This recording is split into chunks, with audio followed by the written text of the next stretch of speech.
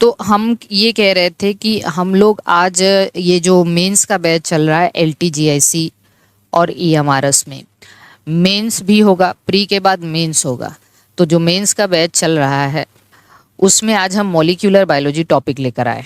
उसमें किस प्रकार के क्वेश्चंस बन सकते हैं और उसमें उस क्वेश्चंस को हम लोग कैसे सॉल्व करते हैं। हालांकि एक तो दो तीन डेमो क्लासेस हमारे मेंस के हैं भी, ठीक है। तो 2-3 डेमो क्लासेस मेंस के हैं भी, आप उसको देख सकते हैं। और आज हम लोग मॉलिक्यूलर बायोलॉजी का प्रैक्टिस करेंगे। यहाँ पे क्वेश्चंस आपको दिखाएंगे कि देखिए मेंस के अंदर कैसे क्वेश्चंस पूछे जाते हैं। तो लगातार प्रैक्टिस भी की जा रही है। अभी हम ये आपसे ये नहीं कहेंगे किसी से भी फोर्सफुल्ली कि आप मेंस का बैच परचेज करिए, क्योंकि अभी आपके सामने LT का प्री है। तो जो लोग LT फोकस कर रहे हैं, प्री के लिए फोकस कर रहे हैं, तो आप प्री का एग्ज़ाम पढ़िए, ठीक है। जो लोग EMRS LTGIC को मेंस को भी टारगेट करना चाहते हैं तो वो ये बैच ले सकते हैं। थोड़ा बहुत आइडिया जो बैच में पढ़ाया जा रहा है, क्वेश्चंस कैसे हैं, वो इसको आप पढ़ सकते हैं, ठीक है। ये this is totally up to you. I am not going to force anybody कि इस बैच को अभी परचेज़ करिए। फिलहाल बाद में आप इसे परचेज़ करिएगा, आपके लिए बहुत ही फ्रूटफुल रहेगा। तो मेरी क्लास चलती है इस वक्त, तो हमने आज पब्लिक लेके आ गए। चलिए, तो दूसरी चीज़ ये है कि EMRS में भी मेंस होने जा रहा है, क्योंकि प्री आपका टोटली जनरल स्टडीज़ का पेपर होगा और मेंस के अंदर भी EMRS ने इस बार सब्जेक्टिव भी दिया है। 100 नंबर में आपका जो 40 क्वेश्चन है वो ऑब्जेक्टिव होंगे और बाकी 60 नंबर का इन्होंने सब्जेक्टिव डाल रखा है। पर इन सब्जेक्टिव में ये 60 नंबर मतलब 15 क्वेश्चंस दे रहे हैं शायद, है ना? हाँ, 15 क्वेश्चंस हैं। और अब कितने मार्क्स के होंगे ये, प्रत्येक क्वेश्चन क्या सेम मार्क्स का होगा या एक ही जैसे क्वेश्चन होंगे, कि किस प्रकार के क्वेश्चन होंगे, इन्होंने अभी क्लियर नहीं किया है EMRS ने, ठीक है। तो कुल मिला के कहने का मतलब है कि बस थोड़ा सा हम लोग यहाँ पे आइडिया, क्योंकि ये बैच चल रहा है तो हम चाहते हैं कि आप लोग आइडिया लेते रहिए कि कैसे मेंस लिखना है, ठीक है। जो भी आपको फ्री यूट्यूब क्लासेस मिल रही है उसी से आइडिया लेते रहिए। जब आपको लगे कि आप मेंस बैच परचेज कर सकते हो, आपके लिए फ्रूटफुल तो होगा ही, 100% फ्रूटफुल होगा। बिना गाइडेंस के थोड़ा सा कंपटीशन अब काफ़ी टफ हो गया है। जैसे लास्ट क्लास में LT का हमने नोटिफिकेशन, एग्ज़ाम का नोटिफिकेशन आया, तो वहाँ पे हमने गाइडेंस जो भी मुझे देना था मैंने दिया। तो कुछ स्टूडेंट्स जो थोड़े अनवांटेड टाइप के होते हैं, तो उनका रहता है कि आप लोग बैच बेचने चले आते हो, क्या कोई अपने से नहीं पढ़ सकता? तो भाई हमने कभी नहीं कहा कि आप अपने से नहीं पढ़ सकते, आप अपने से पढ़ सकते हो। पर जितना समय आप अपने से पढ़ने में खर्च करोगे, अपने से मैटर जुटाओगे, अपने से खुद को गाइड करोगे, शायद मेरे ख्याल से आज के इस दौर में, कंपटीशन वाले दौर में पीछे रह जाओगे। जो कंपटीशन का दौर है, हम अपने से पढ़ाई करने वालों को और अप्रिसिएट करते हैं कि आप अपने से पढ़िए, कोई दिक्कत नहीं है। पर बिल्कुल अपने से पढ़ने से अच्छा है, बहुत कम फीस में आप हमसे पढ़ सकते हो, है ना। खैर, इसके लिए भी हम फोर्स नहीं करते हैं किसी को, जो जिसको जैसा भी समझ में आता है वो वैसे कर सकता है। आज हम मॉलिक्यूलर बायोलॉजी का यहाँ पे जो है पेपर सॉल्व कराएंगे। पहले हम आपको क्वेश्चंस दिखा दें मॉलिक्यूलर बायोलॉजी में, पूरा मॉलिक्यूलर के अंदर, जिसमें आप DNA, RNA, प्रोटीन्स, ठीक है, इन सब के बारे में किस प्रकार से क्वेश्चंस बनते हैं। जहाँ तक मैंने इसको पूरा एनालाइज करके एक बेस्ट पेपर बनाने की कोशिश की है, ठीक है। आप देखिए, पहले क्वेश्चंस इसको देख लीजिए।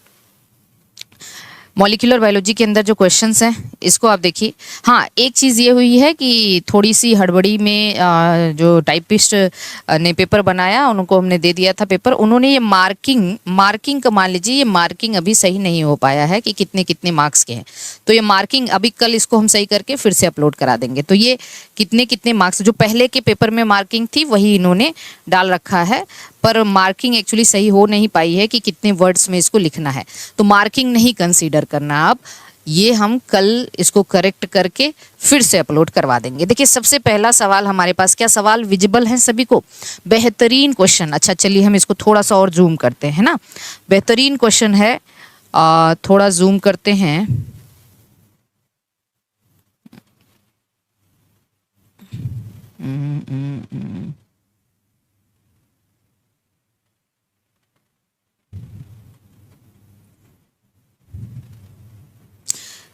चलिए, अब आपको सवाल विजिबल है कि नहीं, एक बार बताइए। क्वेश्चन विजिबल है?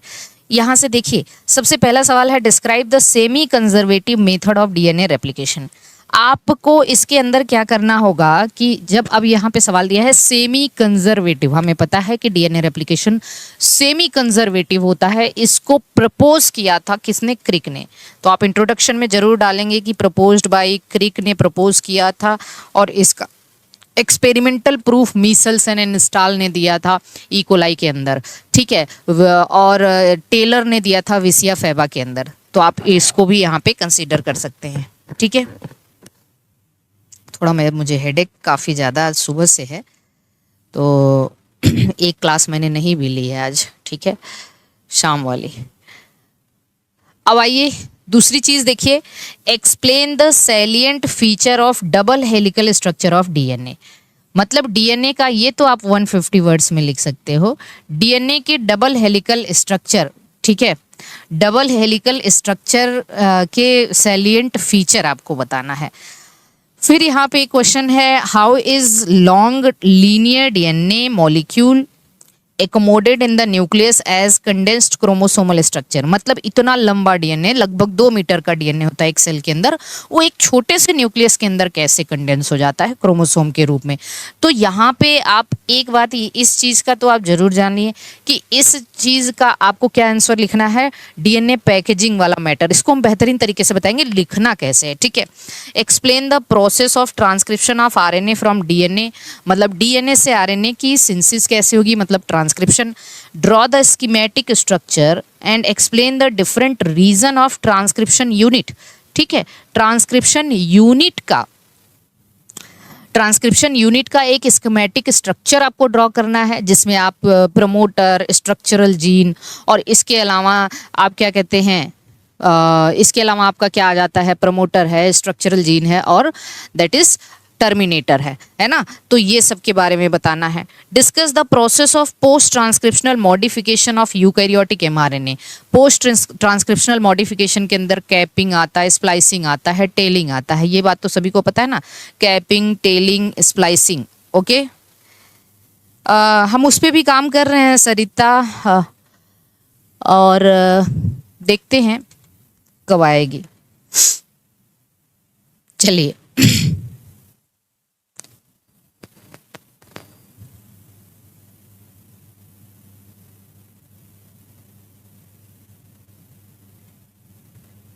ठीक है, कोशिश कर रहे हैं। Discuss the process of translation in detail.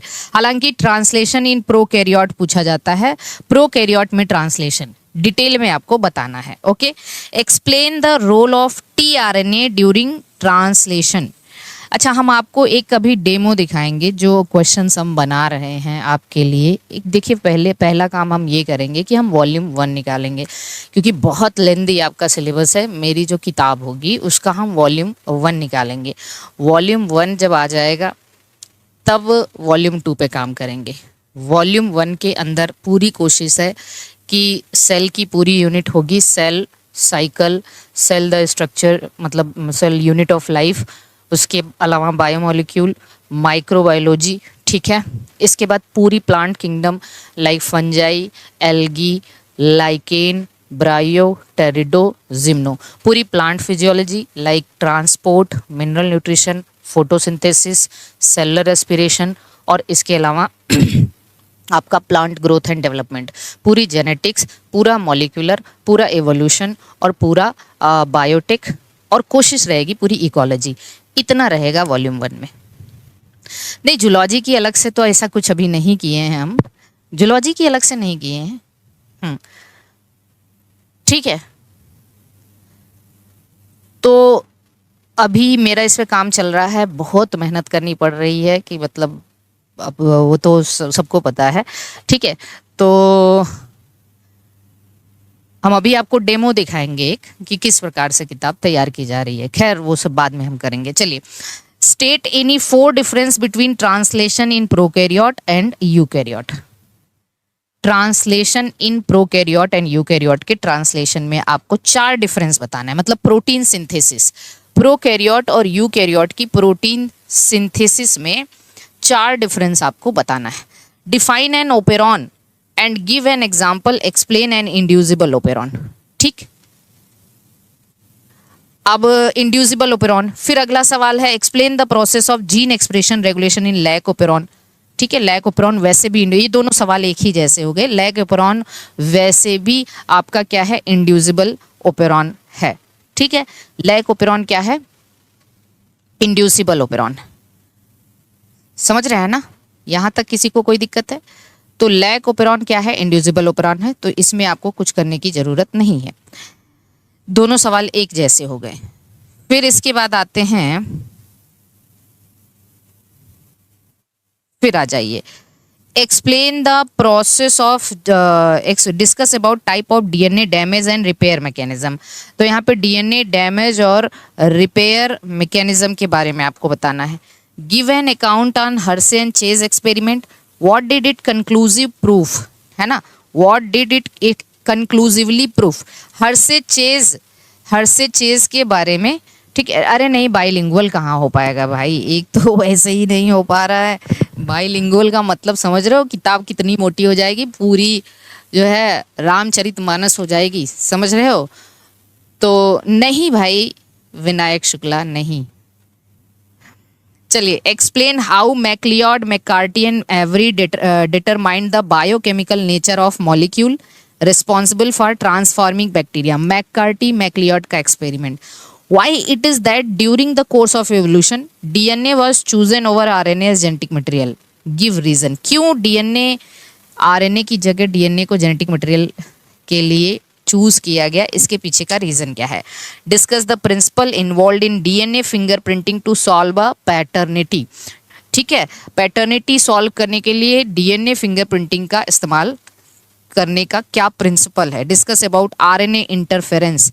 RNA interference जिसको आप जीन साइलेंसिंग या पीटीजीएस, पोस्ट ट्रांसक्रिप्शनल जीन साइलेंसिंग के नाम से जानते हैं, इसके बारे में। जेनेटिक्स का 4 वाला टॉपिक रैंकर्स में ऐड क्यों? भाई देखिए, हर इधर किधर का टॉपिक इधर उधर नहीं ऐड कराया जा सकता है ना। तो इस प्रकार से ये आपका 17 क्वेश्चन बन रहा है। मजेदार, कोई दिक्कत? हाँ, अब मेरी तरफ से 2 क्वेश्चन और ऐड करना, कल ये पूरा आपको एज इट इज मिल जाएगा जो हम ऐड कर रहे हैं। एक है नोट, ठीक है, नोट ऑन चारगाफ रूल।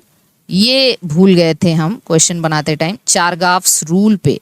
और इतना आपसे प्रॉमिस है कि ये एक क्वेश्चन की जब किताब बन जाएगी ना, जितने भी टॉपिक हैं, देख लेना इस किताब की कितनी वैल्यू होगी। आप यूपीएससी तक, जीआईसी तक, एलटी तक अगर इस क्वेश्चंस को सॉल्व कर ले जाओगे तो फिर मेरे ख्याल से क्वेश्चन मेंस का क्वेश्चन और कहीं से नहीं आता है। ठीक है, तो जब ये पूरे चैप्टर्स के क्वेश्चंस बन जाएंगे तो हम इसको एक पीडीएफ फॉर्म में निकाल देंगे।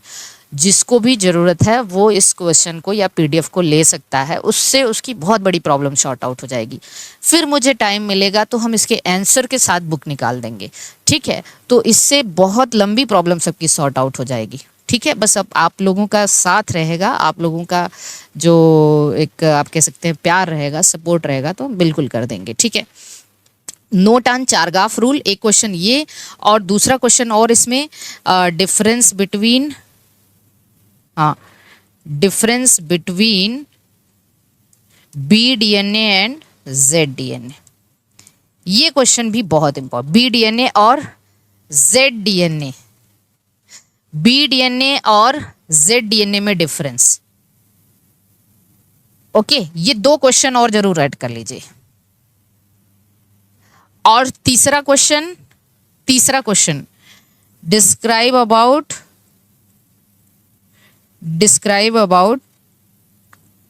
Clover leaf model of tRNA का क्लोवर लीफ मॉडल। ये 3 क्वेश्चन जरूर ऐड कर लीजिए। ठीक है, टीआरएनए का clover leaf model. Ma'am LT के पेपर के पहले लॉन्च हो जाएगी क्या? अभी तो ऐसा कुछ देखते हैं, जैसा होगा बताएंगे। तो ये तीन क्वेश्चन शॉर्ट में, ये 50-50 वर्ड से ज्यादा की ये क्वेश्चन नहीं है। तो बी डीएनए जेड डीएनए में डिफरेंस, चारगाफ रूल के बारे में, और क्लो। अब आइए, ये टोटल 20 क्वेश्चन हो जाते हैं मौली। इसी प्रकार से हमने शायद 20 क्वेश्चन के आसपास हमने जेनेटिक्स से भी कराया है। हर चैप्टर से जितना क्वेश्चन, जेनेटिक्स का क्वेश्चन अभी हम, ठीक है, करा चुके हैं। तो अब हम मॉलिक्यूलर की तरफ चल रहे हैं और मॉलिक्यूलर में बनाएंगे मेरी तरफ से ये 20 क्वेश्चन। ठीक, चलिए अब आ जाइए, इसका हम लोग एक्सप्लेनेशन करते हैं एक क्वेश्चन। सबसे पहला क्वेश्चन हम यही लेंगे, explain the salient feature of double helical structure of DNA. सबसे पहला क्वेश्चन हम लेंगे, क्योंकि देखिए यहां से शुरू करते हैं, इसको डीएनए से शुरू करते हैं। तो क्वेश्चन नंबर 2 से शुरू करते हैं। क्या है सवाल? एक्सप्लेन द, हाँ एक चीज आपसे, क्योंकि भाई आप लोग जो है, आप लोग के लिए ही ये सारी चीज की जा रही है, तो बिल्कुल पूरा जो है ना आपका ही सपोर्ट, आपका ही जो है साथ है, जिसकी वजह से हम ये सब काम कर पा रहे हैं। जैसे मान लीजिए ये फोटोसिंथेसिस, देखिए हमने क्या बनाया, चैप्टर 14 है मेरा, चल रहा है फोटोसिंथेसिस का। फोटोसिंथेसिस अभी बहुत सारे हो गए, मतलब बस एक फोटोसिंथेसिस आपको दिखा देना है। हमारे क्वेश्चंस होंगे 4 फॉर्मेट में। पहले होगा आपका मल्टीपल चॉइस क्वेश्चन, ठीक है, मल्टीपल चॉइस क्वेश्चन। इसलिए हम बता दे रहे हैं कि कुछ लोग इधर उधर की किताबों में मत परेशान होइएगा। मेरी पूरी कोशिश है हर क्वेश्चन के एक्सप्लेनेशन के साथ ये बुक लॉन्च होगी। तो पहले आपका एमसी मल्टीपल चॉइस मतलब 1 लाइनर क्वेश्चंस होंगे, ठीक है। और देखिए ये मेरे फोटोसिंथेसिस के अंदर क्वेश्चन बने हैं, 1 लाइनर क्वेश्चंस जो बने हैं वो बने हैं लगभग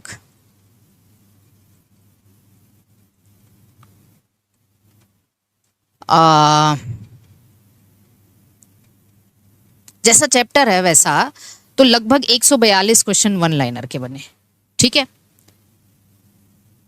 अरे अभी कवर नहीं बना है, 142 क्वेश्चन आपके 1 मल्टीपल चॉइस मतलब 1 लाइनर क्वेश्चन है। फिर आपको पता है मेरे क्वेश्चंस स्टेटमेंट बेस्ड भी होंगे, ताकि आप थोड़ा सा एनालिसिस कर सको, एनालाइज कर सको बेहतरीन तरीके से आप। तो यहाँ से देखिए ये 1 and 2, 2 and 3 क्या है, तो ये स्टेटमेंट टाइप के क्वेश्चंस हैं, स्टेटमेंट टाइप के क्वेश्चंस होंगे यहाँ पे। तो स्टेटमेंट टाइप के जो क्वेश्चंस होंगे वो मेरे बने हैं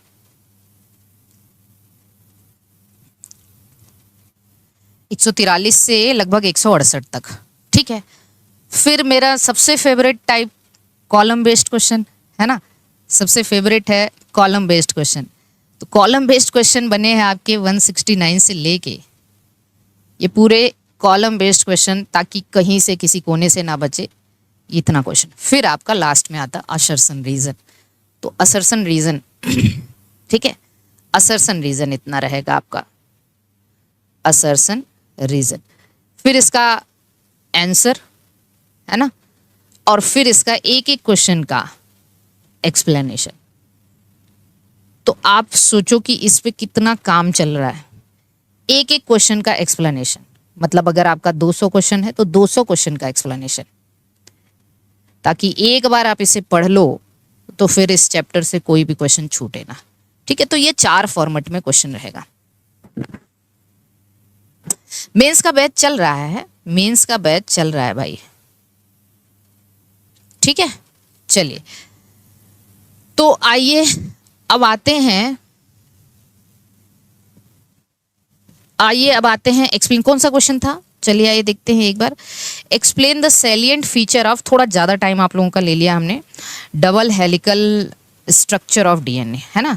explain the salient feature of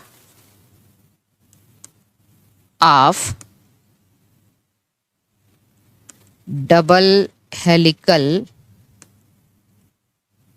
structure of DNA, है ना। डीएनए के मतलब explain the salient feature of double structure of DNA, double helical structure of DNA. मतलब डीएनए का जो डबल हेलिकल स्ट्रक्चर है उसका सैलिएंट फीचर क्या है, मतलब उसका क्या क्या फीचर है, ठीक है। तो आइए सबसे पहले हम इसके बारे में क्या लिखेंगे, बफरिंग तो नहीं है ना, इज देयर बफरिंग। सबसे पहले जब आपने इसे आंसर लिखना है तो आपको जो कुछ चीजें आपको इंट्रोडक्शन में डालनी है,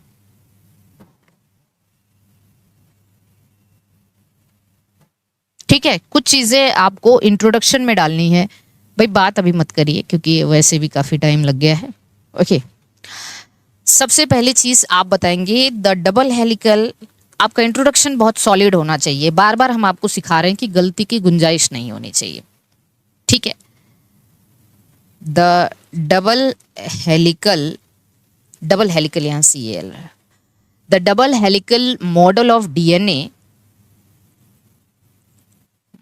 of DNA was proposed by, आप जरूर बताइए कि किसने इनको प्रपोज किया था, ठीक है। James Watson and Francis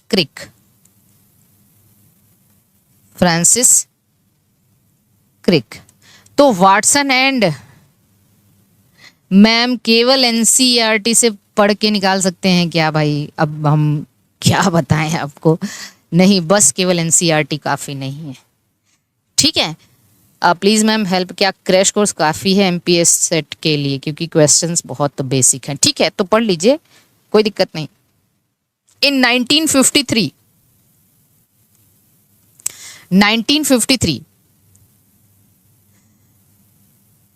okay, तो 1953, अब यहां पे एक चीज जरूर लिखेंगे कि इनकी देयर ग्राउंड ब्रेकिंग डिस्कवरी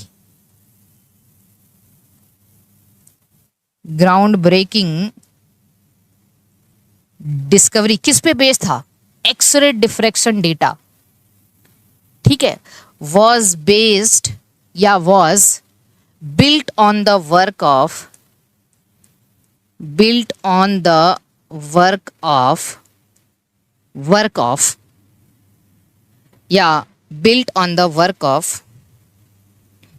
ऐसे लिखिए, discovery was based on X ray diffraction data. किस पे बेस्ड था ये स्ट्रक्चर इन लोग कैसे दे पाए? क्योंकि विल्किंस और जो रोजलिन फ्रैंकलिन और विल्किंस ने क्या दिया था? DNA का एक्सरे डिफ्रैक्शन या एक्सरे क्रिस्टलोग्राफी डेटा दिया था, है ना। तो ground breaking discovery was based on X ray diffraction data produced bye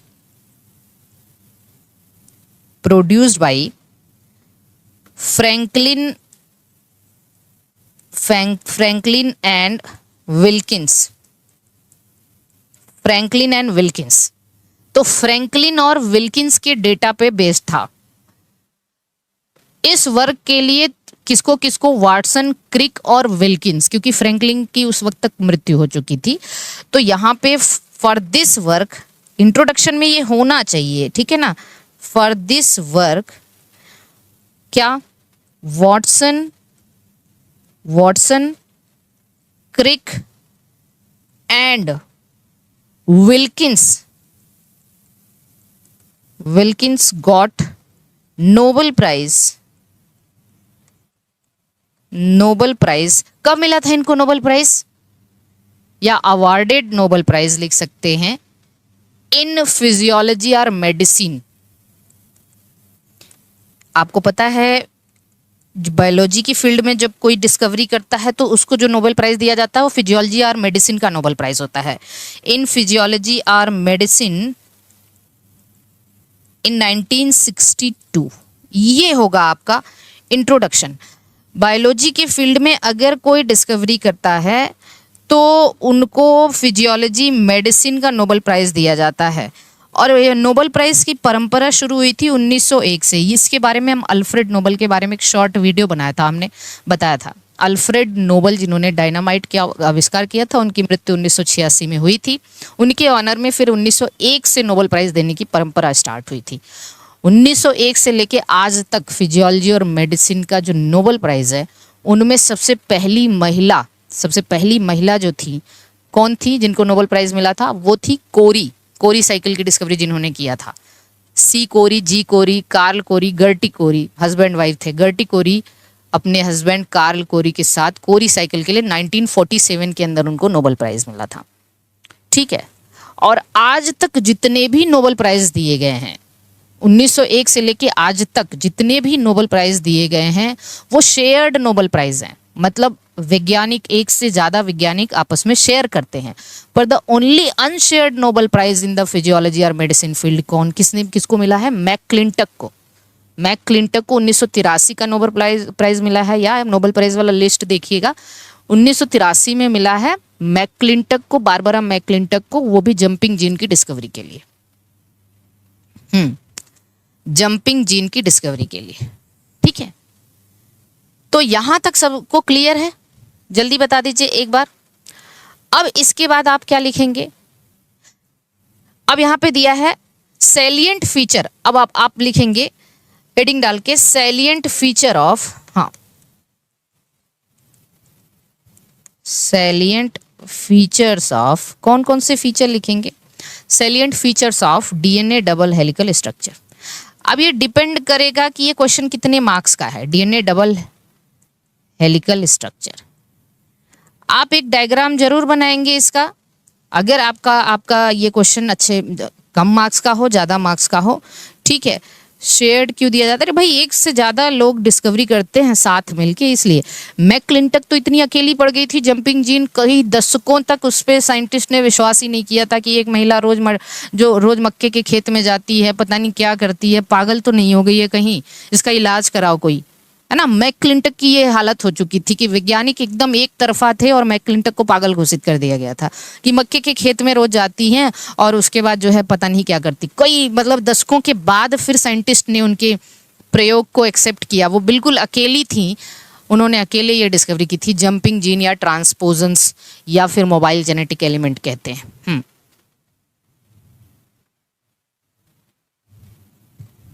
मेज के अंदर, हाँ, चलिए अब आ जाइए यहाँ पे। हम लोग क्या बात कर रहे हैं? सैलिएंट फीचर क्या है? सैलिएंट फीचर में आप लिखेंगे सबसे पहला फीचर क्या है कि डीएनए का जो डबल हेलिकल मॉडल है उसके पास 2 पॉलीन्यूक्लियोटाइड चेन है। 2 पॉलीन्यूक्लियोटाइड चेन। आप हेडिंग डाल के लिख सकते हैं तो लिखिए 2 पॉली, ताकि एग्जामिनर को पहले ही दिख जाएगा कि आपने लिखा है, आपके सेंटेंस पढ़ने की जरूरत उनको नहीं होगी। द डबल हेलिकल या डबल हेलिक्स ऑफ डीएनए, इसमें लिख लीजिए the double helix of DNA consist of 2 long chains of polynucleotide. 2 long chains of polynucleotides. तो पहला फीचर क्या है? डबल हेलिकल मॉडल, है ना। सॉरी, पहला फीचर क्या है? 2 पॉलीन्यूक्लियोटाइड चेन्स। दूसरा फीचर अगर हम देखें भाई डीएनए में, दूसरा फीचर क्या है? शुगर फॉस्फेट बैकबोन, है ना। शुगर फॉस्फेट बैकबोन, अभी हम डायग्राम भी बना देंगे। शुगर फॉस्फेट बैकबोन, भाई डीएनए के अंदर क्या है? जो आउटर बैकबोन है वो शुगर और फॉस्फेट का बना हुआ है, इनर बैकबोन किसका बना हुआ है? दैट इज नाइट्रोजनस बेसिस का, है ना। The backbone of each strand, backbone लिखिए, the backbone of the outer backbone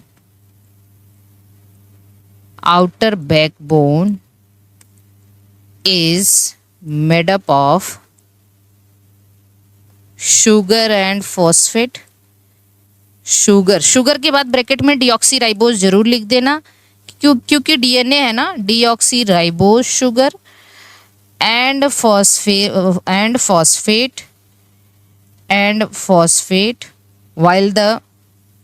while the inner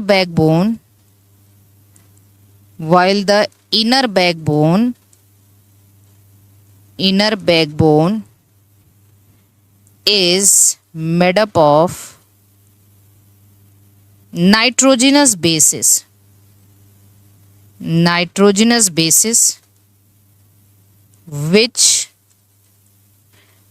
which held together with the help of hydrogen bonds as well as stacking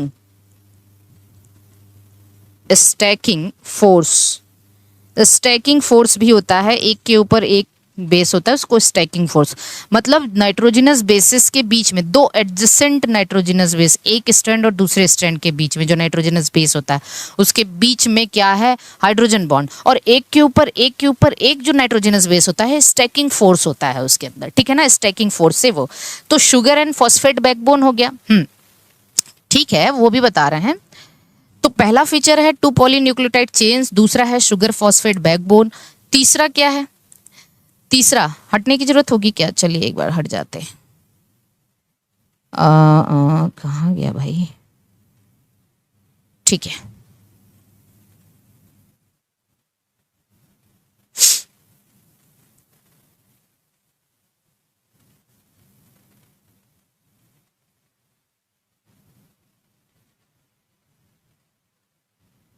हाँ, इसी में अगर आप चाहें तो लिख सकते हैं एडेनिन, एडेनिन, इसमें अगर बॉन्ड को आप और आगे बढ़ाना चाहते हैं, बॉन्ड अगर आप यहीं दिखा देते हैं तो यहाँ पे लिख लीजिए adenine always pair with thymine, adenine always pair with thymine via 2 hydrogen bond, थोड़ा कैपिटल लेटर और मैंने लिख दिया 2 hydrogen bond, while guanine always pair with cytosine, pair with cytosine via 3 hydrogen bond, ये भी लिख सकते हैं 3 हाइड्रोजन बॉन्ड्स। तो दो बात यहाँ पे हो गई, ठीक है, दो फीचर हो गया, इस डबल हेलिकल मॉडल का हम फीचर लिख रहे हैं। तीसरा फीचर आइए देखते हैं, नंबर 3 फीचर आप क्या कहेंगे, पोलैरिटी के बस, पोलैरिटी क्या है और स्ट्रैंड क्या है, एंटी पैरेलल पोलैरिटी। अब आइए नेक्स्ट सी आप लिखेंगे anti parallel polarity, anti parallel polarity, anti parallel polarity का मतलब ये है, ठीक है, मैम आपके बुक में एक्सप्लेनेशन आंसर के नीचे ही देनी थी, नहीं नहीं कभी नहीं, ये हम कभी नहीं करेंगे, क्वेश्चन के नीचे ही आंसर देने से क्या फायदा, जब आप उस पर ध्यान दे ही नहीं पाओगे, क्वेश्चन पे तुरंत से आंसर दिख गया, ये है देखो आंसर, ये सबसे बेकार आइडिया है, ये बिल्कुल बुरा लगा मुझे ये आइडिया, कभी भी क्वेश्चन के नीचे एक्सप्लेनेशन नहीं देना, ठीक है, आप खूब उसमें गोजागाजी कर लीजिए क्वेश्चन में, बाद में जाइए एक्सप्लेनेशन देखने, ठीक। एंटी पैरेलल पोलैरिटी की बात करें तो आप देखिए the two strand, the two strands, हाँ सही बात है, फिर मतलब ही क्या होगा, the two strands run in opposite direction, run in opposite direction, एक दूसरे के बिल्कुल अपोजिट, द पोलैरिटी या one strand, the polarity of one strand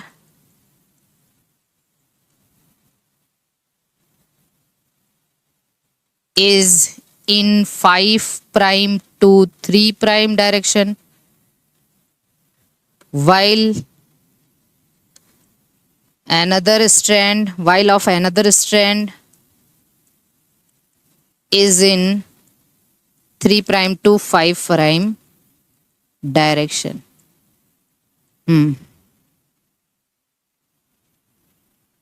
clear है, यहां तक सभी को क्रिस्टल क्लियर है, जल्दी से बता दीजिए अगला फीचर क्या है, राइट हैंड हेलिक्स। भाई जो राइट हैंडेड, बीडीएनए ही हम लोग जनरली कंसीडर करते हैं, डबल हेलिकल मॉडल तो बीडीएनए का ही दिया गया था, तो राइट हैंडेड हेलिक्स। अब ये राइट हैंडेड हेलिक्स के बारे में बात करें कि भाई राइट हैंडेड हेलिक्स का मतलब क्या हुआ, इसका मतलब है the two chains are coiled around each other in right handed fashion, ठीक है, the two chains are coiled around each other, थोड़ी मेरे हाथों में पेन हो रहा है इसलिए मेरी राइटिंग भाग रही है, ठीक है, the two chains are coiled around each other in right handed fashion, in right handed fashion। Writing समझ तो आ रही है ना,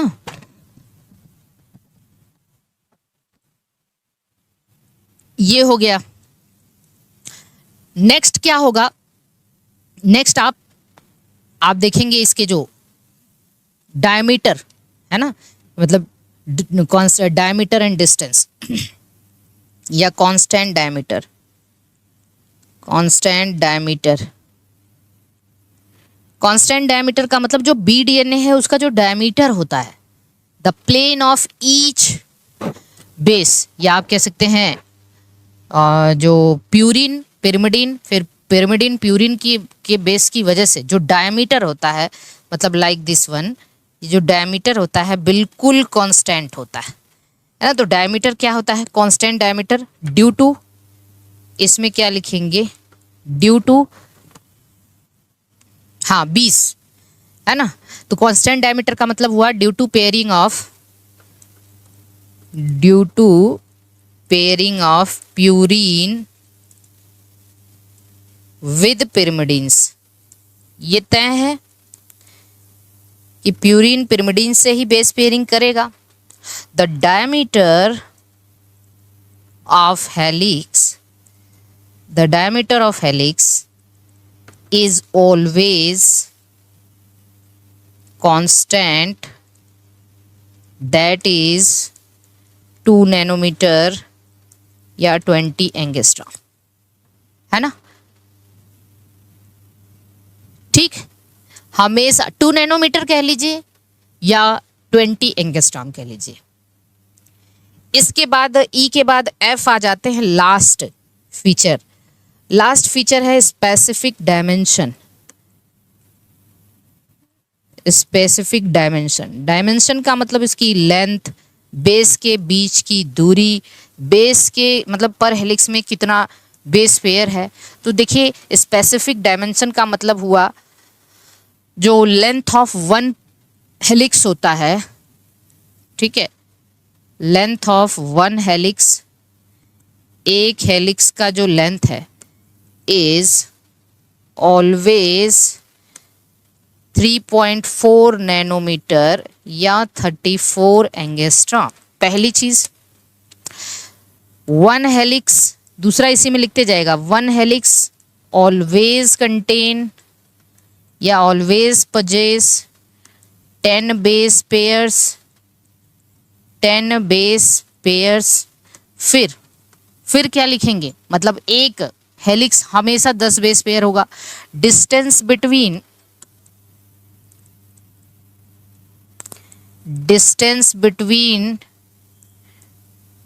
2 बेस पेयर्स इज 0.34 नैनोमीटर या 3.4 एंगस्ट्रॉम। ये है इसका डायमेंशन।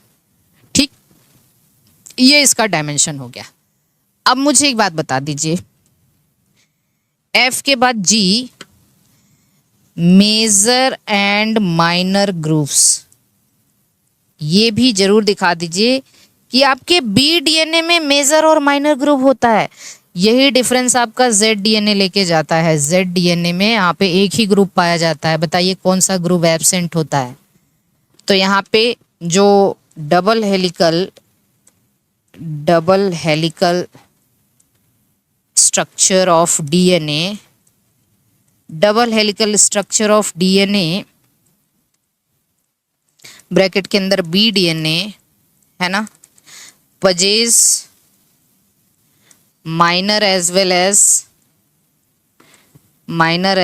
As major grooves. ठीक है ना, बताइए मजेदार है ना। तो आपको कैसे ये पता चलेगा कि बेहतरीन क्या, आपको एकदम बेहतरीन लिखना है, इफेक्टिव लिखना है, इसलिए हम कह रहे हैं कि हेडिंग डाल देना। कितना टाइम लगता है हेडिंग डालने में, ये आपने कितने पॉइंट्स लिख डाले और एकदम अट्रैक्टिव वे में। सबसे पहले इन्होंने पूछा कि explain the salient feature of double helical structure of DNA। तो आपने थोड़ा इंट्रोडक्शन, एकदम बेहतरीन इंट्रोडक्शन आपने डाला। The double helical model of DNA was proposed by James Watson and Francis Crick in 1953। Their ground breaking discovery was based on X ray diffraction data. इसको X ray crystallography भी कहा जाता है। आप इसका वीडियो एक शॉर्ट भी मैंने बनाया है, एक्सरे क्रिस्टेलोग्राफी मैकेनिज्म या ये जो ये टेक्निक है कैसे काम करता है ना, इसका एक शॉर्ट वीडियो मैंने अपलोड किया है साइंस प्लेनेट वाले चैनल पे, ठीक है। प्रोड्यूस्ड बाय फ्रैंकलिन और विल्किंस ने एक्सरे डिफ्रैक्शन डेटा, तो उसी डेटा के आधार पे आपको पता है एक्सरे डिफ्रैक्शन डेटा किसी भी मॉलिक्यूल का 3D स्ट्रक्चर जो है वो आपको देता है। तो उसी डेटा के बेसिस पे वॉटसन, क्रिक और उन्हें क्या किया, डीएनए का डबल हेलिकल मॉडल प्रपोज किया। और इन वर्क के लिए इन 3 लोगों को, वॉटसन, क्रिक और विल्किंस को नोबेल प्राइज अवार्ड किया गया फिजियोलॉजी मेडिसिन का 1962 के अंदर, है ना, 1962 के अंदर। अब यहाँ पे इसके सैलिएंट फीचर्स आपसे पूछें तो आप 2 polynucleotide chain, sugar phosphate backbone, anti parallel polarity, right handed helix, constant diameter, specific dimension and the grooves, इतनी बातें आपने बता दी। इतना बेहतरीन हो गया, ये हो गया ना। इसमें किसी को कोई दिक्कत है? हम हट जा रहे हैं, एक बार आप देख भी लीजिए, किसी प्रकार की कोई प्रॉब्लम नहीं होनी चाहिए। आपको एकदम इफेक्टिव लिखना है, मतलब यही तो थोड़ा अंतर है ना कि आपको मेंस के अंदर कैसे लिखना है।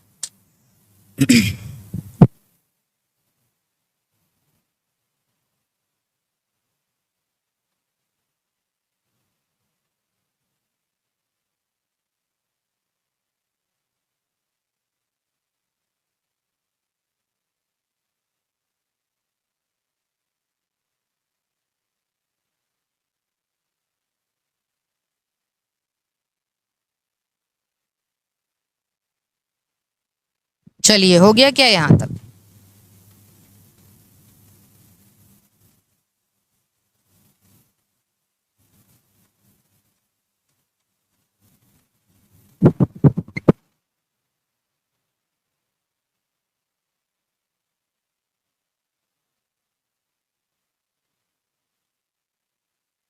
अब आ जाइए, देखिए अब एक क्वेश्चन अभी हमने आपको अभी अभी बताया कि अब चलिए यहीं पे, क्योंकि दूसरा क्वेश्चन यही ले लेते हैं, बीडीएनए और जेडडीएनए वाला क्वेश्चन ले लेते हैं ना, एक छोटा क्वेश्चन ले लेते हैं यहाँ पे।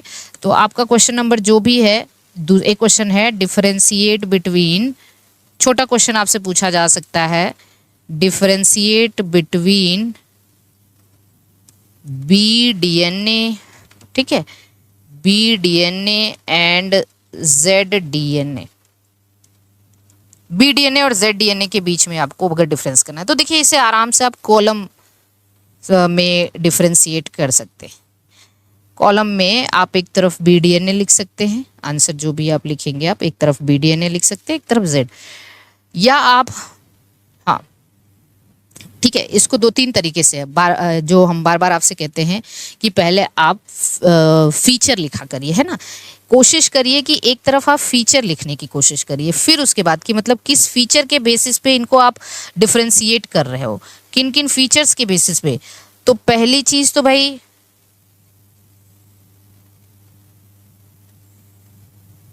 चलिए,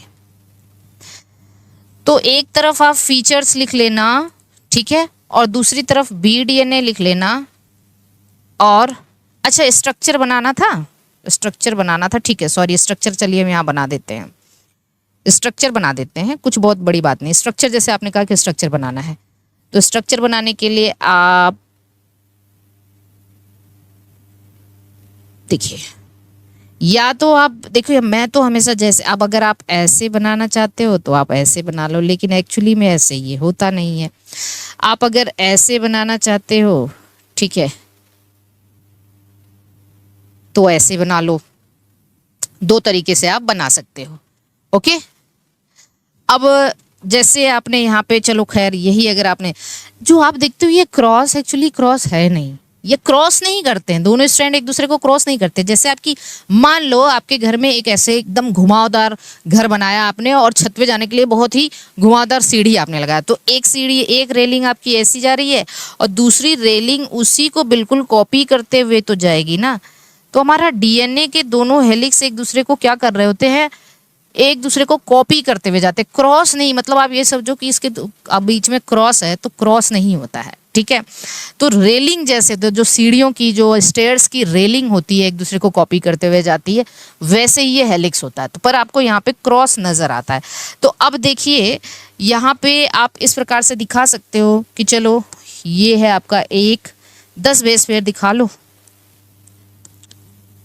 1 2 3 4 5 6 7 8 9 10 10 दिखा लो, है ना, है ना। एक तो आप ऐसे 10 दिखा लो, या दूसरा काम ये कर सकते हो आप, तो यहाँ पे अगर आप ये डायग्राम बनाओगे तो फिर इसको ऐसे दिखा लेना भाई, ये तो 34 एंगस्ट्रॉम है, दो बेस के बीच की दूरी 3.4, इसके अंदर टोटल 10 बेस पेयर है, यहाँ पे आप 20 एंगस्ट्रॉम दिखा लेना, और क्या करना है इसमें, है ना। पर ये वाले डायग्राम में आप माइनर और मेजर ग्रुप आसानी से दिखा सकते हो। एक सेकेंड के लिए रुको ना। जो डायग्राम दूसरा है उसमें आप माइनर और मेजर ग्रुप दिखा सकते हो। दूसरा डायग्राम हम बनाते हैं। भाई आप लोग डायग्राम बनाने की प्रैक्टिस कर लो यार, हम ही से डायग्राम बनवाओगे क्या आप? बस हम ही से डायग्राम मत बनाइए, ठीक है। तो डायग्राम हम ही से क्यों बनवा रहे हैं? आप बेहतरीन तरीके से डीएनए का डायग्राम देख के बनाइए, ठीक है।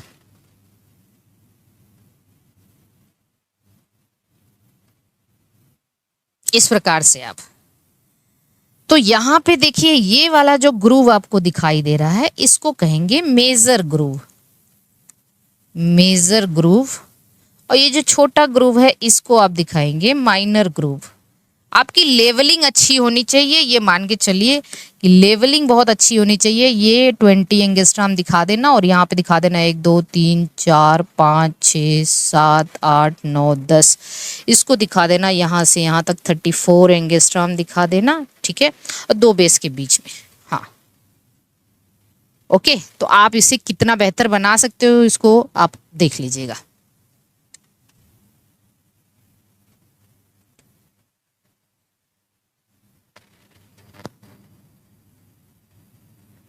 ठीक है, बी वाला बना लिया है, बहुत अच्छी बात है, बना लीजिए। चलिए यहाँ पे मान लीजिए हमने यहाँ पे बी डीएनए और जेड डीएनए के बारे में बात करते हैं। इन दोनों में अगर आपको डिफरेंस लिखने आएगा तो बहुत करेगा आपसे, कितना डिफरेंस आपको 50 वर्ड में अगर लिखना है तो सबसे पहले आप साइंटिस्ट या डिस्कवरी पे आ जाएंगे कि भाई साइंटिस्ट कौन, इससे रिलेटेड बहुत अच्छे साइंटिस्ट। देखो बी डीएनए की जो डबल हेलिकल मॉडल वाज, यहाँ पे आप लिख सकते हैं वॉटसन एंड क्रिक ने दिया था, वॉटसन एंड क्रिक ने बी डीएनए प्रपोज किया था। साइंटिस्ट लिख लो या डिस्कवरी करके लिख लो। जानते हैं जेड डीएनए की खोज किसने की थी? रिच एंड कोवर्कर्स ने। तो बहुत अच्छा लगेगा मतलब आपके एग्जामिनर को कि आपने रिच एंड कोवर्कर्स मतलब साइंटिस्ट का भी वर्णन किया है। किसने किया था? रिच एंड कोवर्कर्स, है ना। फिर आप क्या दिखाओगे? फिर आप दिखाओगे हेलिकल सेंस क्या है इसका। हेलिकल सेंस, हेलिकल सेंस का मतलब ये आपका जो है राइट हैंडेड या क्लॉकवाइज है, एंटी क्लॉकवाइज है। तो ये राइट हैंडेड है या क्लॉकवाइज, अगर आपको लिखना होगा तो लिख लेना क्लॉकवाइज है। ये कैसा है? लेफ्ट हैंडेड या एंटी क्लॉकवाइज। देखो बहुत अच्छे अच्छे पॉइंट्स आ रहे हैं, तब तो आप यही रूल अपनाना कि आप कैरेक्टरिस्टिक फीचर दिखा, नहीं तो कम लाइन आ रहे हैं तो आपको पूरा लिखिए कि दिस वाज डिस्कवर्ड बाय ऐसे, तो सेंटेंस अपने आप लंबा हो जाएगा, है ना। पर हाँ ठीक है। इसके बाद आ जाइए डायमीटर के बारे में बात कर लेते हैं। तो आप मुझे बताइए कि डायमीटर क्या है इसका। बी डीएनए का डायमीटर 20 एंगस्ट्रॉम है और इसका 18 होता है। हमें नहीं लगता कि आप इतने अच्छे अच्छे पॉइंट्स लिखोगे आपके 40 वर्ड में ही कंप्लीट हो जाएंगे, तो एग्जामिनर की हिम्मत होगी कि आपका ये जो मतलब कम मार्क्स मिले। बेस पे ये तो डायमीटर हो गया, बेस पेयर पर हेलिक्स, है ना। बेस पेयर पर हेलिक्स, बेस पेयर पर हेलिक्स कितना होता है? बेस पेयर पर हेलिक्स इसमें तो आपने कह दिया 10 बेस होता है, 10 होता है। और यहाँ पर मान के चलते हैं कि 12 होता है। ठीक है, 10 बेस पेयर्स होता है और यहाँ पे कितना होता है, 12 बेस पेयर्स होता है।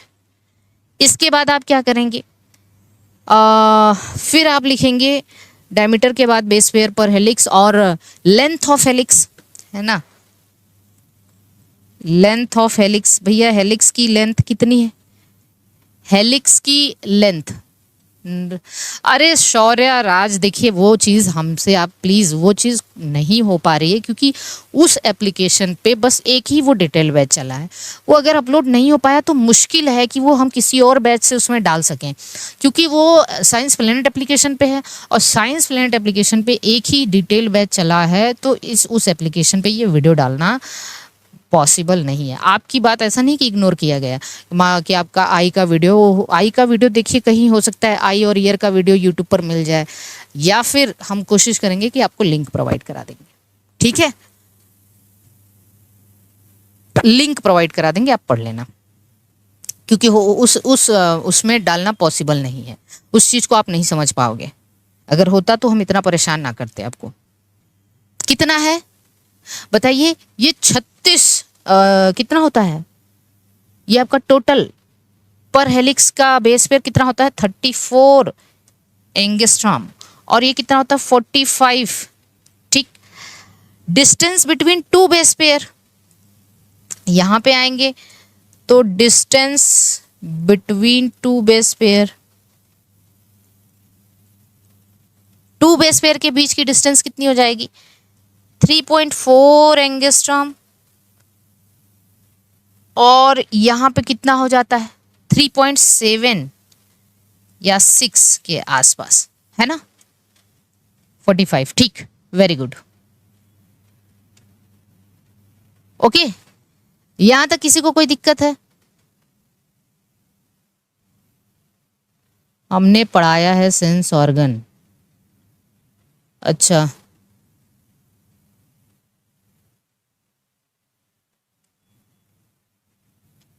ठीक है, हम देख लेते हैं, और हमें मतलब वो वीडियो मुझे नहीं मिल रही है भाई। अब आइए यहाँ पे देखिए, नेक्स्ट एक और डिफरेंस इन दोनों में लिख लेना, एक और डिफरेंस लिख लेना, हाँ 3.6 टू 3.7। एक और डिफरेंस आपको ये लिखना है, यूनिट क्या है, फीचर में देखना, यूनिट के बारे में लिख लेना थोड़ा सा। एक और डिफरेंस, एक दो डिफरेंस और लिख लीजिए, यूनिट, ये फीचर और ये BDNA, ये फीचर लिख लीजिए और ये BDNA लिख लीजिए और ये ZDNA लिख लीजिए। तो आइए यहाँ पे यूनिट देखते हैं। यूनिट जानते हैं, यहां मोनोन्यूक्लियोटाइड यूनिट है, मोनोन्यूक्लियोटाइड मतलब प्यूरिन, पिरिमिडीन, या फिर प्यूरिन है तो प्यूरिन भी हो सकता है, फिर पिरिमिडीन हो सकता है, पर यहाँ पर जो आपको पता है इसका डाई न्यूक्लियोटाइड, इसकी यूनिट क्या होती है, di nucleotides. Very very IMP, ये बात हमने आपको बताया था। डाई न्यूक्लियोटाइड का मतलब है प्यूरिन पिरिमिडीन अल्टरनेट होते हैं। तो ब्रैकेट के अंदर लिख लेना प्यूरिन एंड पिरिमिडीन अल्टरनेट, मतलब जो स्ट्रैंड है ना आपका, ये तो पता है आपको क्या होगा इसमें, अरे ये तो आपका लेफ्ट हैंडेड रहेगा, तो पहले प्यूरिन होगा, फिर पिरिमिडीन, फिर प्यूरिन, फिर पिरिमिडीन, फिर प्यूरिन, फिर पिरिमिडीन, फिर प्यूरिन, फिर पिरिमिडीन। तो कह लेते हैं प्यूरिन पिरिमिडीन को एक यूनिट मान लेते हैं, प्यूरिन पिरिमिडीन को एक मान लेते हैं, तो ऐसे 12 होंगे एक हेलिक्स में, तो 6 डाइन्यूक्लियोटाइड हो जाएंगे पर हेलिक्स। तो दैट इज 6 डाइन्यूक्लियोटाइड्स, है ना, पर हेलिक्स। एक हेलिक्स के अंदर 6 डाइन्यूक्लियोटाइड होंगे, और यहाँ पे मोनोमर है तो आप लिखेंगे 10 मोनोन्यूक्लियोटाइड पर हेलिक्स, है ना। यहाँ पे क्या होंगे, देखो ये मोनोन्यूक्लियोटाइड है तो आप लिख सकते हैं दैट इज 10 मोनोन्यूक्लियोटाइड्स पर हेलिक्स, ओके। एक लास्ट लिख लेना, इसकी वजह से यहाँ पे जो ग्रूव है, ग्रूव, लास्ट डिफरेंस लिख लेना, बड़ा इंपॉर्टेंट। ग्रूव का देखेंगे, यहाँ पे मेजर और माइनर ग्रूव दोनों होते हैं। हाँ, डाइमर्स, वेरी गुड। यहाँ पे जो बी डीएनए है, यहाँ मेजर और माइनर ग्रूव दोनों होते हैं, तो यहाँ पे क्या होता है, major and minor grooves, minor, both grooves present, both grooves present. पर जानते हैं जेड डीएनए के अंदर मेजर ग्रूव्स एब्सेंट होते हैं, मेजर ग्रूव्स एब्सेंट होते हैं, ओनली माइनर ग्रूव है। अच्छा, एक बेसिक डिफरेंस तो हम अब बताना ही भूल गए कि इसको जेड क्यू कहते हैं। इसमें दिख लेना शुगर एंड फॉस्फेट बैकबोन, एक लास्ट लिख लेना, इसको आप एकदम स्टार्टिंग में डालना कि क्यों इसको जेड कहते हैं ना। एक्चुअली यहाँ पे जो शुगर एंड फॉस्फेट बैकबोन होता है, एक चीज लास्ट लिख लेना, sugar and phosphate backbone, sugar phosphate backbone.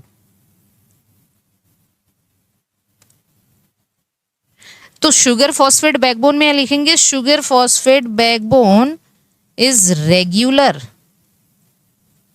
Is regular है, जबकि यहां पे sugar phosphate backbone is zigzag, backbone is zigzag होता है, बिल्कुल irregular, hence named as Z, named as Z DNA. इसी वजह से इसको जेड डीएनए कहते हैं।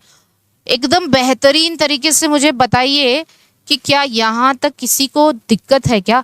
हम हट जा रहे हैं और देखिए एकदम बेहतरीन तरीके से आप देख के बताइए कि अगर आपको बी डीएनए और जेड डीएनए में इतना आपने लिख दिया, क्या एग्जामिनर मार्क्स काट सकते हैं? बिल्कुल नहीं काटेंगे, ठीक है, बिल्कुल भी नहीं।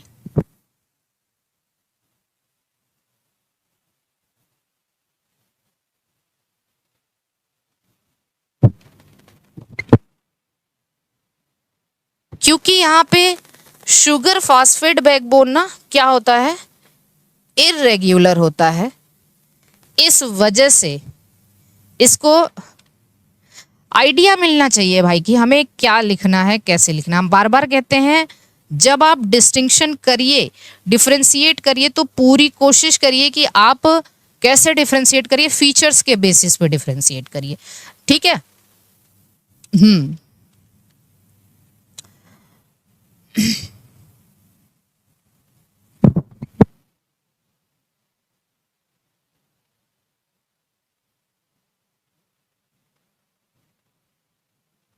आवाज आ रही है?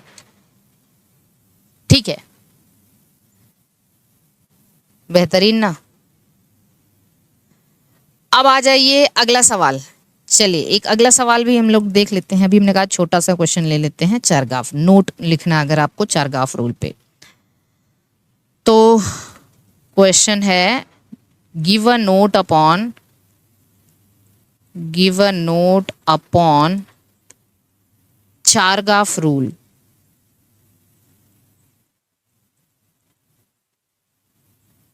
चारगाफ रूल पे अगर आपको नोट लिखने को आ जाए तब क्या करेंगे? हाँ, चारगाफ रूल पे।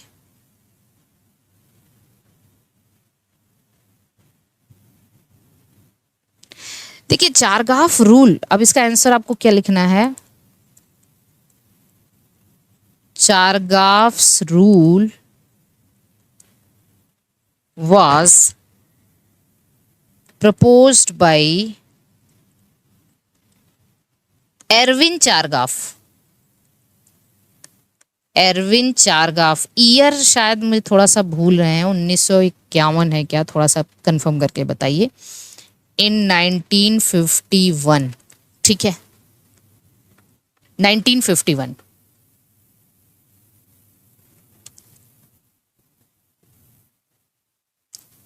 ठीक है मैम, बीडीएन क्या, साधना मिश्रा क्या पूछ रहे हैं? इरविन चारगाफ भी द्वारा दिया गया था, थोड़ा ईयर देख के बताइए। साधना मिश्रा क्या पूछ रहे हैं भाई? कमेंट देखिए आपके जा रहे हैं, इसलिए हमसे लास्ट में पूछिएगा जिसको जो पूछना है, पहले मुझे काम कर लेने दीजिए। तो इसमें लिखिए द रूल, ऐसे लिख लीजिए, the rule was based on, किस पे बेस्ड था? Based on analyzing the DNA analysing the DNA of different species, मतलब कई सारे स्पीसीज के जो है डीएनए को एनालाइज किया गया, एंड उसके बाद क्या कंक्लूजन निकला, उसके बाद जो अमाउंट ऑफ एडेनिन मतलब प्यूरिन और पिरिमिडिन के अमाउंट को कैलकुलेट किया गया। 1950 है, कंफर्म है।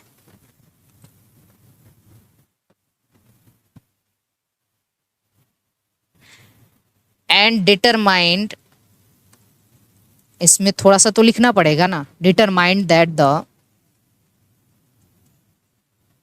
The amount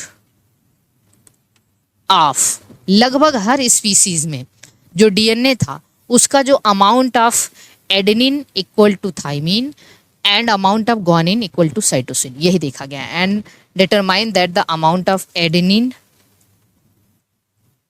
equals to thymine and the amount of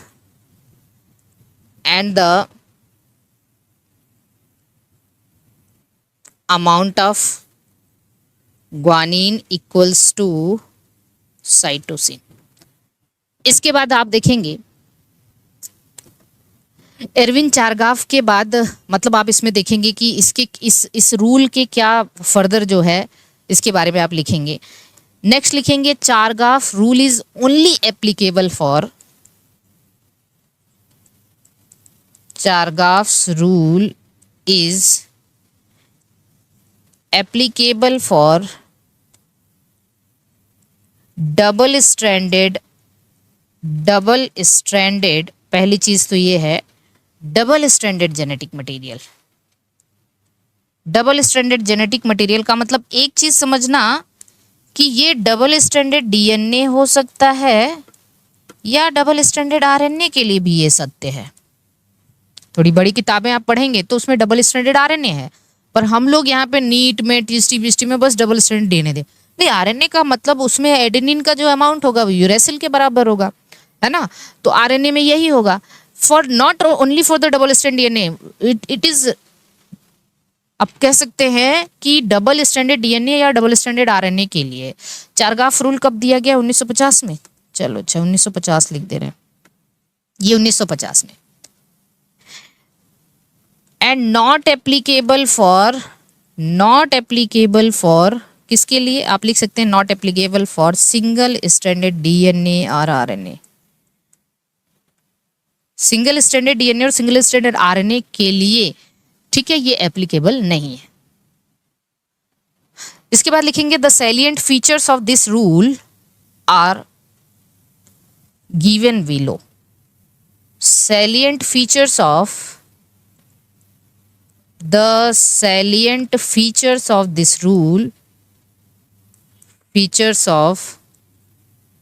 this rule या कंक्लूजन लिख सकते हैं ऑफ दिस रूल इज या आर गिवन बिलो। क्या है इस रूल के सैलिएंट फीचर्स? क्या है? सबसे पहली चीज आप देखेंगे कि भाई सबसे पहला चीज है द परसेंटेज ऑफ एडेनिन। ठीक है, सबसे पहला चीज the percentage of adenine is equal to percentage of thymine in case of DNA, in case of double strand DNA, or uracil in case of double stranded RNA। ठीक, the percentage of adenine is equal to percentage of thymine in case of double strand DNA and uracil in case of double strand, while the percentage of, इन्होंने क्या बताया, while the percentage of guanine is equal to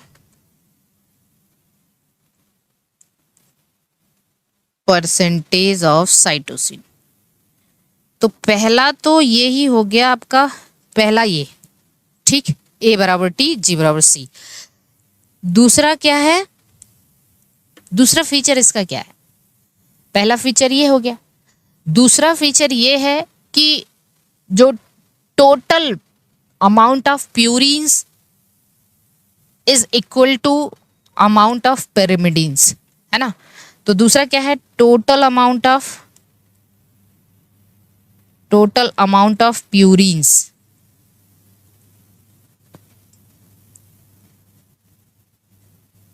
are equal to amount of pyrimidines, है ना। कुल मिला के कहने का मतलब इसको हम ऐसे भी लिख सकते हैं, A प्लस जी, ये टोटल प्यूरिन हो गया, is equal to C plus T. तो या फिर हम इसको लिख सकते हैं A plus G upon C plus T is equal to 1। ये हो गया दूसरा रूल। तीसरा रूल क्या है? तीसरा रूल ये है कि फॉर अ गिवन स्पीसीज, किसी भी स्पीसीज के लिए, फॉर अ गिवन स्पीसीज, जो स्पीसीज कांस्टेंट की बात करता है, फॉर अ गिवन स्पीसीज, किसी भी स्पीसीज के लिए A plus T upon G plus C, ये एक बेस कांस्टेंट होता है। Base constant which is more than 1, ये बेस कांस्टेंट मोर देन 1 होगा in eukaryote, in case of eukaryotic DNA, in case of eukaryotic DNA, while less than 1 in case of prokaryotic DNA। ये है इनके rule, यही है इनके salient feature, पूरे के पूरे चारगाफ रूल के ये सैलिएंट फीचर है। पहला तो A बराबर T और G बराबर C, दूसरा टोटल प्यूरिन टोटल pyrimidine के बराबर होगा, और तीसरा बेस कांस्टेंट। अच्छा, ये बेस कांस्टेंट यूके में, मतलब यूकैरियोटिक डीएनए में मोर देन 1 क्यों आता है और प्रोकैरियोटिक डीएनए में लेस देन 1 क्यों आता है? ठीक है, इसका भी रीजन है, शायद हम जो लोग हमसे पढ़े उनको हमने बताया है, और जो लोग जानते भी होंगे कि जो डीएनए होता है, अक्सर प्रोकैरियोटिक डीएनए जीसी टाइप होता है और यूकैरियोटिक डीएनए एटी टाइप होता है। ये हम अलग से बता रहे हैं आपको, ठीक है। अक्सर इसको आपको नहीं उसमें नोट नहीं करना है, ये अलग से नोट कर सकते हैं। डीएनए जो है ना, जीसी टाइप और एटी टाइप, ठीक। जीसी टाइप किसमें है? In prokaryote. इसका मतलब प्रोकैरियोट के अंदर जो ग्वानिन साइटोसिन का अमाउंट होता है वो 80 से ज़्यादा होता है, और यूकैरियोट के अंदर जो है, यूकैरियोट के अंदर जो 80 है वो ग्वानिन साइटोसिन से ज़्यादा होता है। तो जीसी ज़्यादा है प्रोकैरियोट में 80 से, और 80 ज़्यादा है यूकैरियोट में जीसी से। तो अब बताओ बेस कांस्टेंट क्या है? A plus T upon G plus C, ये बेस कांस्टेंट है। अगर हम इसका यूकैरियोट का निकालें, यूकैरियोट का, तो यूकैरियोट में A प्लस टी कम है, सॉरी A प्लस टी ज़्यादा है भाई, यूकैरियोट के अंदर A प्लस टी ज़्यादा है, G प्लस सी कम है, तो ये मोर देन 1 आएगा कि नहीं यूकैरियोट में? प्रोकैरियोट में A प्लस टी कम है और G प्लस सी ज़्यादा है, तो ये लेस देन 1 आएगा कि नहीं? लेस देन 1 आएगा। प्रोकैरियोट में लेस देन 1 और यूकैरियोट में मोर देन 1 आता है, ठीक है। ये बात हमेशा याद रखना। क्लियर है यहां तक? जल्दी से बता दीजिए एक बार फटाफट से, इसको एक बार देख लीजिए, हट जा रहे हैं हम।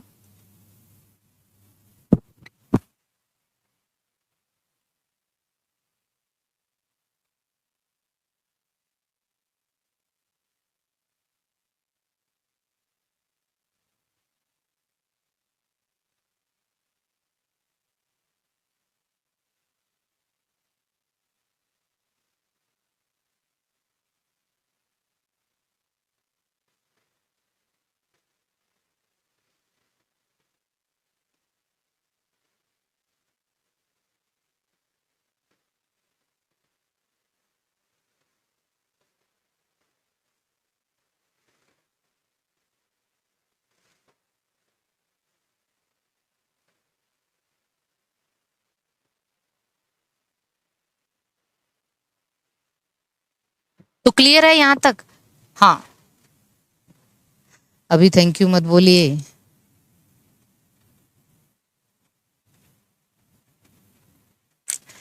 अब एक क्वेश्चन और कर ले, डीएनए से रिलेटेड पहले क्वेश्चंस कर लेते हैं ना। डीएनए से रिलेटेड क्वेश्चंस अभी क्या है क्वेश्चन, चलिए इसमें देखिए और कौन क्वेश्चन कराने लायक है अभी। डीएनए से रिलेटेड क्वेश्चन है, पहले कोई छोटा क्वेश्चन है अभी यहाँ पे, बड़े क्वेश्चन बाद में करते हैं हम लोग। अच्छा, ये क्वेश्चन नंबर 15 आइए देखिए।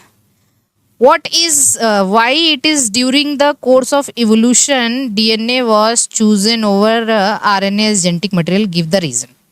मतलब इवोल्यूशन के दौरान ये क्वेश्चन तो प्री में नहीं आएंगे ना मैम। अरे प्री में तो आपके जो है क्या कहते हैं कॉन्सेप्ट तो आएंगे ना, कि नहीं आएंगे? तो चारगाफ रूल तो आएगा ना। एक क्वेश्चन और कर लेते हैं। Why it is that during the course of evolution DNA was chosen, मतलब इवोल्यूशन के दौरान पहला जेनेटिक मटेरियल तो आरएनए था। पहले तो आरएनए, वर्ल्ड हाइपोथेसिस तो यही कहता है ना कि पहले जो फर्स्ट जेनेटिक मटेरियल था ओरिजिन ऑफ लाइफ के दौरान, वो तो आरएनए था। तो पहले जो जेनेटिक मटेरियल था वो आरएनए था। फिर धीरे धीरे आरएनए की जो जेनेटिक मटेरियल वाली प्रॉपर्टी है वो डीएनए को दे दी गई, हैंड ओवर कर दी गई। ऐसा क्यों है? तो चलिए इस क्वेश्चन को देखिए कैसे लिखते हैं हम लोग, है ना। तो यहाँ पे लिखिए क्वेश्चन 15 है ना, लिख दे रहे हैं वाई। क्वेश्चन 15 क्या है? Why it is that during course of evolution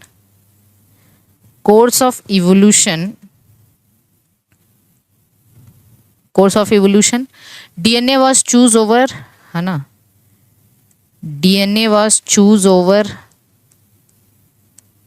ठीक है परविंद the biologist, over RNA as genetic material. कैसे लिखोगे इसको? देखो बहुत से रीजन हमें पता है कि भैया रीजन है डीएनए डबल हेलिकल है, डीएनए में रिपेयर की प्रोसेस आसान है, डीएनए में कॉम्प्लीमेंटैरिटी है, तो अगर डीएनए डैमेज हो गया तो हम आसानी से जो है उसकी रिपेयर हो सकती है। तो ये सब रीजन है। डीएनए के अंदर थाइमीन है तो स्टेबिलिटी ज़्यादा है। डीएनए के अंदर 2' OH नहीं है, 2' OH जो डीऑक्सीराइबोज शुगर की वजह से 2' OH नहीं, इसलिए ये ज़्यादा स्टेबल है, लेस रिएक्टिव है। तो हमें बहुत से रीज़न पता है। ये रीज़न तो आपको ऐसे जुआ नहीं आना चाहिए कि डीएनए का क्या है, मतलब आप कह सकते हैं एडवांटेज क्या है आरएनए के ओवर, ठीक है ना।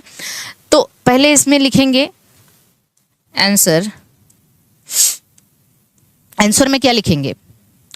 DNA was chosen over RNA, ऐसे लिखेंगे। डीएनए वॉज, क्योंकि ये क्वेश्चन तो 50 वर्ड से ज्यादा का नहीं आने वाला है। 50 वर्ड आ गया या 100 वर्ड में मान लीजिए आ गया। DNA was chosen over RNA as primary, RNA as primary, हाँ, primary genetic material, primary genetic material because it is significantly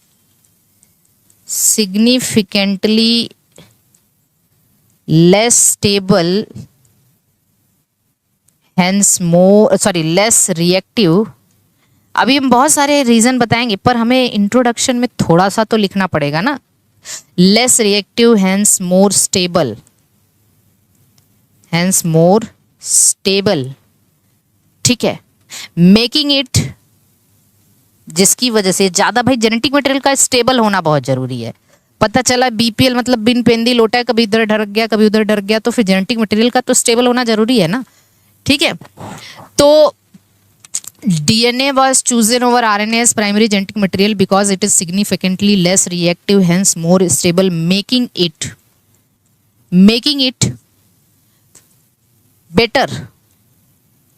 it better for long-term storage of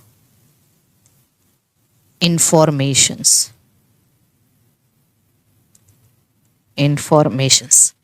ठीक। इंफॉर्मेशन स्टोर करने के लिए इंफॉर्मेशन स्टोर करने के लिए ये स्टेबल होना जरूरी है, क्योंकि ये लेस रिएक्टिव है, ठीक है, लेस रिएक्टिव है, इसलिए हाईली स्टेबल है, which making it better for long term storage of information. Genetic information, information में आप जरूर लिख लेना जेनेटिक इंफॉर्मेशन, जेनेटिक इंफॉर्मेशन। आगे फिर लिखेंगे टीजीटी एग्जाम की तरह बिन पेंदी का लोटा, हाँ बिल्कुल। आगे लिखेंगे रीजन फॉर, अब यही तो हमें बताना है। अब हम हेडिंग डालेंगे कि भाई हमारा मेन मकसद पूरी तरह से ये है कि डीएनए ज्यादा स्टेबल है, इसलिए ये आरएनए पे डोमिनेंट हो गया है ना।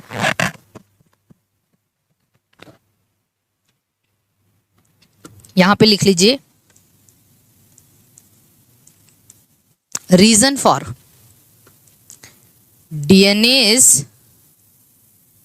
स्टेबिलिटी, ये डीएनए मतलब एपोस्ट्रोफी एस लगाना भाई, ये गलत हो जाएगा।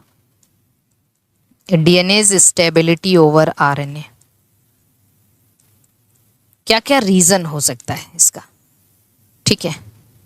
पहला रीजन क्या लिखेंगे, बहुत ज्यादा सफोकेशन है ना, इस कमरा पूरा पैक है ना प्रेरणा वर्मा जी, कमरा पूरा पैक है, जिसकी वजह से कभी कभी एकदम वेंटिलेशन का कोई रास्ता नहीं है, तो इसकी वजह से थोड़ा बहुत चलाना पड़ता है।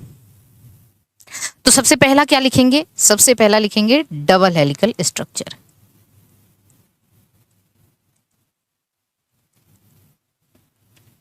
डीएनए डबल हेलिकल, मोस्टली तो डबल हेलिकल है ना, ज्यादातर डीएनए तो डबल हेलिकल है, ठीक है।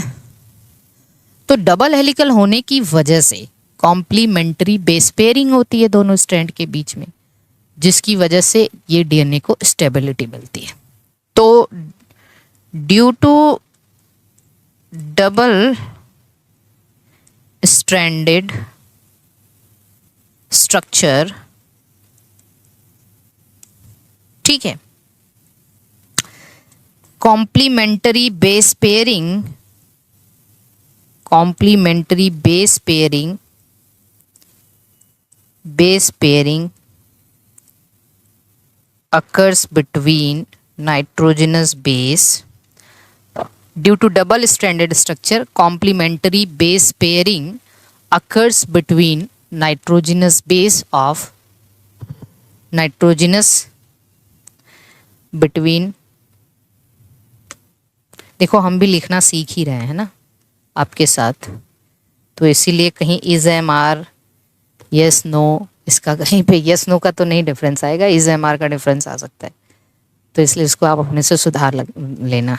देखो सेंटेंस एक बार लिखते फिर पढ़ते हैं, ताकि मतलब हमको लगना चाहिए सेंटेंस ठीक दिशा में जा रहा है कि नहीं, क्योंकि मेरी इंग्लिश बहुत अच्छी नहीं है। Due to stable double stranded structure complementary base pairing occurs between nitrogenous bases, ठीक है, nitrogenous bases of both strand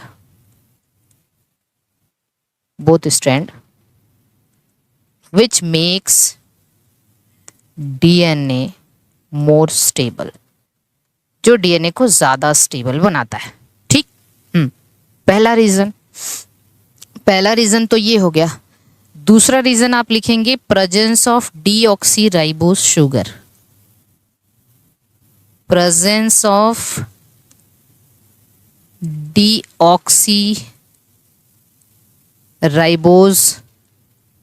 sugar. DNA के अंदर डीऑक्सीराइबोस शुगर होना एक बहुत प्लस पॉइंट है, क्योंकि डीऑक्सीराइबोस शुगर के अंदर जो 2' OH ग्रुप होता है, यहाँ पे H है और 2' OH की जगह H ही होता है, H होता है। तो यहाँ पे लिखेंगे deoxyribose sugar lacks 2' OH group, है ना। तो आप लिखेंगे कि भाई डीऑक्सीराइबोस, और राइबोज में क्या होता है, यहीं पे 2' OH होता है, हाइड्रोक्सिलिस ग्रुप इज वेरी रिएक्टिव, जिसकी वजह से आरएनए लेस स्टेबल है। तो यहाँ पे लिखेंगे प्रेजेंस ऑफ डीऑक्सीराइबोस, तो deoxyribose sugar lacks 2' OH group, ठीक है, या lack hydroxyl group at second carbon of sugar लिख सकते हैं। लैक्स ऐसे लिख लीजिए, hydroxyl group, OH group at second carbon of sugar, sugar के सेकेंड कार्बन पे OH ग्रुप है ना, एब्सेंट है, जिसकी वजह से क्या होता है, making them it less reactive, ठीक है, making it less reactive, hence more stable. इस वजह से ये ज़्यादा स्टेबल है। लेस रिएक्टिव होगा तो ये मोर स्टेबल होगा।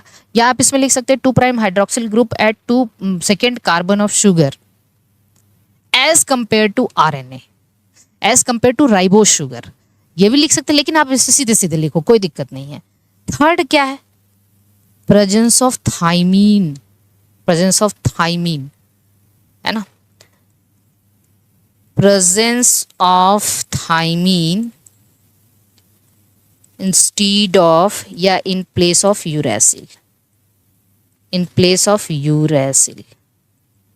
देखो RNA के अंदर जहां यूरेसिल है वहां DNA के अंदर थाइमीन है, ठीक है। थाइमीन इज मोर, अब यूरेस थाइमीन क्या है, 5 मिथाइल यूरेसिल, तो due to thymine contain methyl group at uracil, मतलब यूरेसिल जो है, यूरेसिल जो थाइमीन है इसको कहते हैं 5 मिथाइल यूरेसिल, यूरेसिल के मिथिलेशन से ही थाइमीन बनता है, and thymine is more stable than uracil, ठीक है, मिथाइल ग्रुप है, प्लस इंडक्टिव इफेक्ट आप केमिस्ट्री में पढ़ते हैं आई इफेक्ट की वजह से। तो DNA uses thymine, DNA uses thymine, जिसको आप क्या कहते हैं 5 methyl uracil instead of uracil, which is more stable, which is more stable due to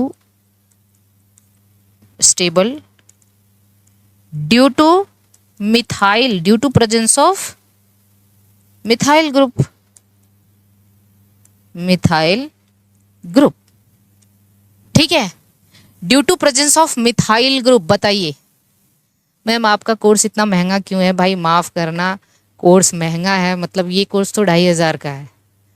2500 में पूरी बायोलॉजी के एक एक क्वेश्चन कराना यार, एक चैप्टर से 20-20 क्वेश्चन कराना, वो भी रिटन, और एक क्लास में 3 क्वेश्चन करा पाते हैं, और 2500 जो कि ऑफर में 2000 का दे देते हैं। ये महंगा कहलाएगा तो फिर हम क्या करेंगे?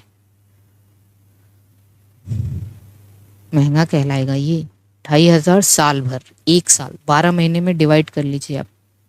2500 को 12 से डिवाइड करिए, देखिए कितना आता है पर मंथ। इंटरनेट के खर्चे से भी कम। इंटरनेट कितना चलाते हैं आप 1 महीने का? यार ये सब ना बोला करो, ठीक है? कुछ दिक्कत है, कुछ परेशानी है, आप हेल्पलाइन नंबर पे बात करिए, पर ये सब क्लास में फालतू बातें नहीं। नंबर 4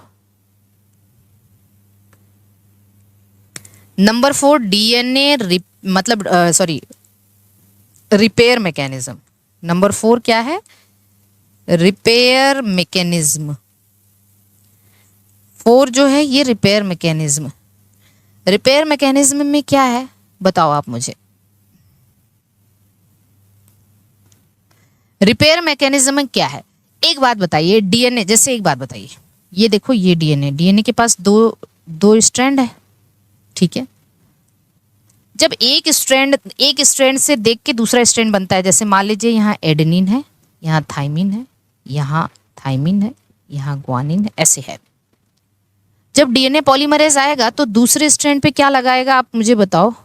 एडेनिन की जगह थाइमिन लगाएगा, थाइमिन की जगह एडेनिन, थाइमिन की जगह एडेनिन लगाना था पर गलती से इसने ग्वानिन लगा दिया, और ग्वानिन की जगह साइटोसिन तो लगाएगा। अब एक चीज देखो, एक चीज आपको यहाँ DNA डैमेज मतलब मिसमैच दिखाई पड़ रहा है। ये मिसमैच कैसे पता चलेगा?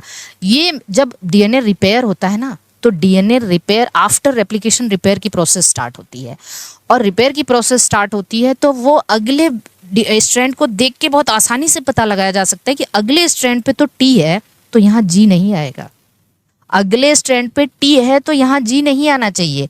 तो फिर कुछ एंजाइम आएंगे, इस जी को हटाएंगे, कहेंगे भैया तुमको ए आना चाहिए। कैसे पता चला? ड्यू टू कॉम्प्लीमेंट्री स्ट्रैंड, जो या जो एंटीपैरेलल स्ट्रैंड है, जो दूसरा स्ट्रैंड है, उसको देख के आसानी से पता लग गया कि भाई यहाँ पे गलती से आ गया है जी, होना चाहिए ए, क्योंकि इसके जस्ट अपोजिट वाले स्ट्रैंड पे टी है। ये इतना आसान क्यों हुआ रिपेयर की प्रोसेस? क्योंकि डबल स्ट्रैंडेड है। अब मान लो एक आरएनए बनाना है किसी इंफॉर्मेशन के लिए, मान लो ये एक 2 डीएनए है, डीएनए में जो टेम्पलेट स्ट्रैंड होता है, टेम्पलेट मतलब 3 to 5 वाला, उससे आरएनए बनाना है। आरएनए मान लीजिए बन गया। आरएनए अगर बन गया ना, तो आरएनए जब बन गया, आरएनए क्योंकि सिंगल स्ट्रैंड है, आरएनए सिंगल स्ट्रैंड है, इसमें मान लीजिए कहीं कुछ गलती से कोई बेस आ गया, ठीक है, कोई गलती से, तो इसके पास इसका दूसरा स्ट्रैंड नहीं है कि उसको देख के इसको करेक्ट किया जा सके, है ना।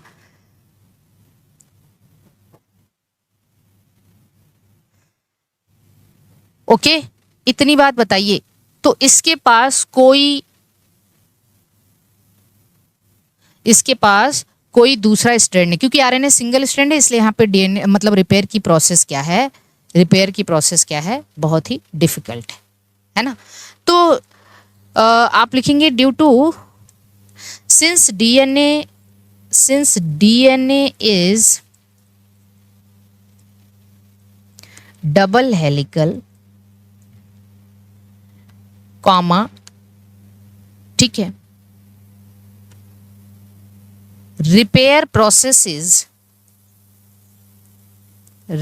process is easier